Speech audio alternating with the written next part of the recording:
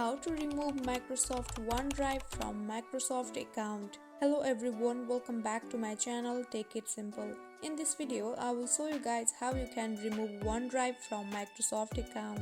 So let's get right into the video. Firstly, in order to remove the OneDrive from Microsoft account, you need to go on the Microsoft account website. For example, I will open my Safari and now in the search bar you can type Microsoft login.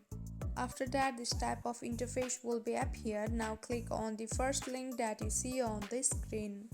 Wait for a while and click on that blue button that says sign in. It will now may ask you to sign in into your account.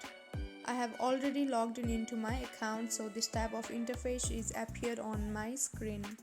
Once you are on this type of interface, now click on that dot icon at the top left corner beside the account option.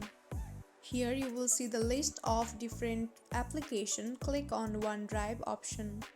Wait for a while and your OneDrive account will be appeared on your screen.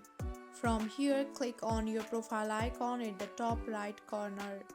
And once you click on that, here you will see the option of sign out. Click on it and you are good to go.